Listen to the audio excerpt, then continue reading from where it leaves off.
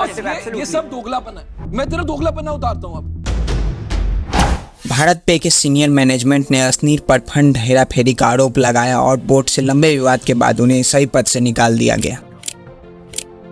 Shark tank India से पहले असनीर ग्रोवर इतने प्रसिद्ध व्यक्ति नहीं थे, लेकिन सीजन 1 के बाद पसंदीदा शार्क में से एक बन गए। लेकिन उनकी लोकप्रियता उतार चढ़ाव के साथ आई। उतार चढ़ाव इतनी कि उन्हें अपने ही कंपनी से बाहर निकाल दिया गया। यही कारण है कि आज भी वे जल्दी किसी पर भरोसा या विश्वास नहीं करते हैं। जब असनीर अमेरिकन एक्सप्रेस कंपनी के लिए काम करते थे तो उनकी मुलाकात अलविंदर ढींडसा से हुई। उस समय अलविंदर ग्रोफर स्टार्टअप शुरू करने जा रहे थे। उन्होंने असनीर से कहा कि मुझे इन्वेस्टर के लिए प्रेजेंटेशन बनाने में मदद करो। असनीर ने एक बहुत अच्छी प्रेजेंटेशन बनाई और उन्हें फंडिंग मिल गई। इससे प्रभावित होकर अलविंदर ने असनीर से कहा कि आप भी हमारी स्टार्टअप में पार्टनर बन जाओ। लेकिन उस समय अमेरिकन एक्सप्रेस में असनीर को 80 लाख महीने की सैलरी मिलती थी। अलविंदर ने कहा कि हम तुम्हें 40 लाख दे सकते हैं और 40 लाख के ग्रोफर के शेयर्स भी देंगे। इस पर असनीर ने शर्त रख दी, अगर कंपनी की वैल्यू 8 मिलियन हो जाती है तो मुझे 100 करोड़ दिए जाए। अलविंदर ने यह बात मान ली। इसके बाद असनीर ने ग्रोफर के लिए बहुत से अच्छे काम और ग्रोफर आकार में बढ़ती चली गई। असनीर ने ग्रोफर पर हुए बहुत सारे केस भी लड़े और जीते। कुछ समय बाद असनीर को रियलाइज हुआ कि वो कंपनी में कुछ बेकार लोगों को हायर कर रहे हैं और बहुत जूनियर को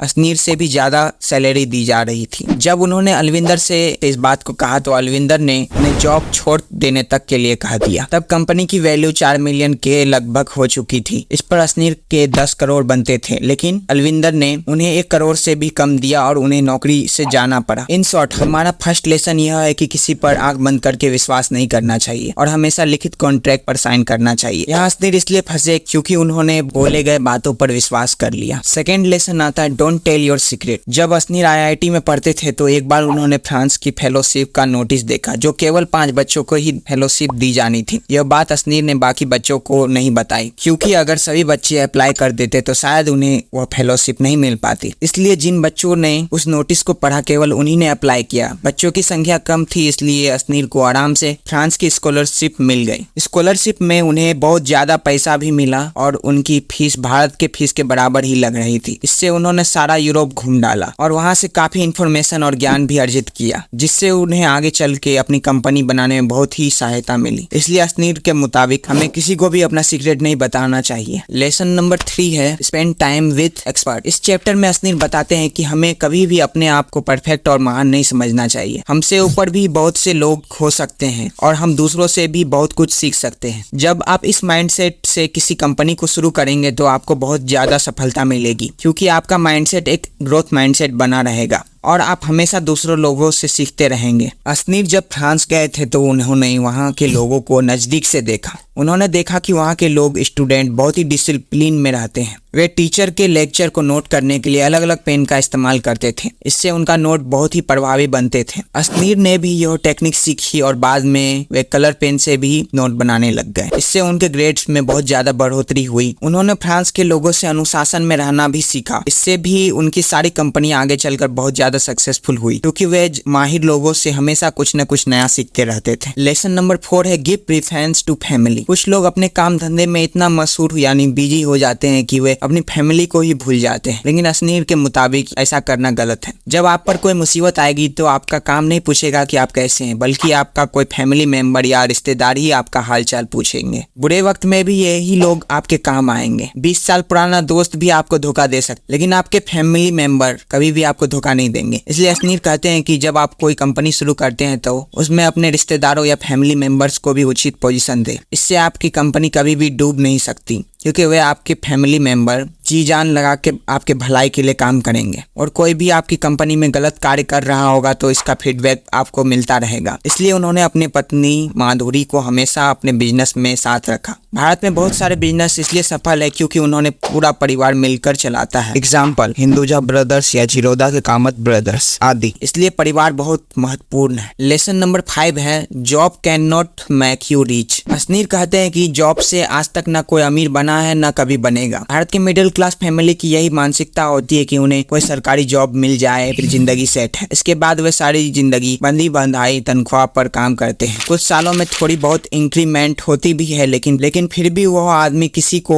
करोड़पति या अरबपति कभी नहीं बना सकती। यहाँ तक कि डॉक्टर की महीने की 2 लाख की सैलरी भी अगर आप कैलकुलेट करें तो उसे करोड़पति बनने में काफी साल लग जाएंगे। तब तक तो डॉक्टर बूढ़ा हो चुका होगा, बुढ़ापे में वो उस पैसे को एंजॉय भी नहीं कर पाएंगे। इसलिए हमें अपने सरकारी नौकरी की मानसिकता को बदलना होगा। शुरू में कुछ सालों तक हम नौकरी भी कर सकते हैं, उससे होने वाली सेविंग से आप छोटा मोटा बिजनेस आदि करने की भी सोच सकते हैं। असनीर कहते हैं कि उन्होंने काफी सालों तक अमेरिकन एक्सप्रेस, पीसी, ज्वेलर्स आदि कंपनी में काम किया था, लेकिन जॉब करते हुए उन्हें पता चला कि इससे वे कभी अमीर नहीं बन पाएंगे। इसलिए उन्होंने अपनी नौकरी छोड़ दी तथा एक एंटरप्रेन्योर बनने की सोची। लेसन नंबर 6 है business make you rich. Ashneer कहते हैं कि अगर आप लाइफ में आगे बढ़ना चाहते हैं तो आपको कोई बिजनेस, कंपनी या स्टार्टअप शुरू करने के बारे में सोचना चाहिए। आज इंटरनेट के माध्यम से आप ऑनलाइन भी अपना छोटा मोटा बिजनेस शुरू कर सकते हैं। शुरू में blog, एप्लीकेट marketing, trading, freelancer, agency आदि जैसे यूट्यूब छोटे बिजनेस शुरू कर सकते हैं। सबसे पहले आप जॉब के साथ साथ इन चीजों को करें। इससे आपको पता चलेगा कि बिजनेस स्टार्टअप की राह में क्या क्या ऑब्स्टेकल्स आते हैं और उनसे कैसे मानसिक और फिजिकल तौर पर लड़ा जाता है। इससे आपके अंदर में एंटरप्रेन्योरशिप की स्किल्स पैदा होगी तथा मुश्किलों का सामना करने का स्टेमिना पैदा होगा। इसके बाद आप एक फिजिकल बिजनेस या कंपनी भी शुरू कर सकते हैं। जब कंपनी या बिजनेस बड़े हो जाते हैं तो करोड़ों अरबों में कमाई होती है और इसी से आदमी नौकरी के मुकाबले जल्दी अमीर बनता है। लेसन नंबर 7 है learn to delegate, delegate, delegate. जब भी हम कोई कंपनी का स्टार्टअप शुरू करते हैं तो हम सारे काम खुद करने लगते हैं। इससे हम मानसिक रूप से बहुत ज्यादा थक जाते हैं। इसे बर्नआउट कहते हैं। इससे हम कुछ भी क्रिएटिव नहीं सोच सकते हैं। साथ ही किसी मुसीबत से लड़ने की एनर्जी भी नहीं रहती है। इससे कंपनी धीरे धीरे डूबने लगती है। कई बार तो हम चीजों को छोटे से छोटे कामों में मैनेज करने की कोशिश में लग जाते हैं। हमें लगता है कि हर चीज हमें खुद करनी चाहिए, लेकिन असनीर कहते हैं कि हमें अपने माइंडसेट को बदलना है। हमें एक्सपर्ट लोगों को हायर करना चाहिए, फिर हमें उन पर विश्वास रखना चाहिए। उन्हें काम की पूरी जिम्मेदारी सौंप देनी चाहिए। बीच बीच उनसे फीडबैक लेते रहना चाहिए। यदि आप एक व्यवसाय के स्वामी हैं जो एक एप्लीकेशन बनाना चाहते हैं और आप जानते हैं कि कैसे कोडिंग करना है, तो फिर भी किसी और को नियुक्त करना बेहतर होगा। इस तरह से आपका समय बचेगा। बचे गए समय कुर्सी पर बैठकर ऐप बनाने की बजाय अधिक महत्वपूर्ण कार्यों के लिए किया जा सकता है। आप सब कुछ खुद करने की जरूरत नहीं है। किसी को नियुक्त करके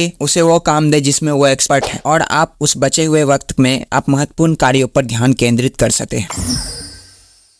हमने जाना 7 lessons. Number 1, don't trust people blindly. कभी किसी पर आंख बंद करके विश्वास न करें। Number 2, don't tell your secret. अपने सीक्रेट्स को किसी को भी मत बताएं। Number 3, spend time with experts. विद्वानों के साथ वक्त बिताएं। इससे आप वो चीजें जल्दी सीख पाएंगे जिसे सीखने के लिए उन्होंने काफी मेहनत और समय निवेश किया था। Number 4, give preference to family. जब आप पर कोई मुसीबत आएगी आपका काम नहीं पूछेगा कि आप कैसे हैं, बल्कि उस वक्त आपकी फैमिली मेंबर्स, रिश्तेदार काम आएंगे। Number 5, job can not make you rich. Ashneer कहते हैं कि जॉब से आज तक न कोई अमीर बना है न कभी बनेगा। Number 6, business, company, startup make you rich. Ashneer कहते हैं कि अगर लाइफ में आगे बढ़ना है तो आपको बिजनेस, कंपनी या स्टार्टअप शुरू करने के बारे में सोचना चाहिए। Number 7, learn to delegate, delegate, delegate. Don't be one man army. अधिकांश शिक्षा प्रणालियां हमें आत्मनिर्भर होना सिखाती है, लेकिन बिजनेस शुरू करने में यह ठीक नहीं होता है। दूसरों को काम सौंपना सीखे और बचे वक्त खुद जो महत्वपूर्ण कार्य है उसे करें। आज के लिए बस इतना ही। मुझे आशा है कि यह वीडियो ने आपकी लाइफ में एक नई वैल्यू ऐड करी होगी।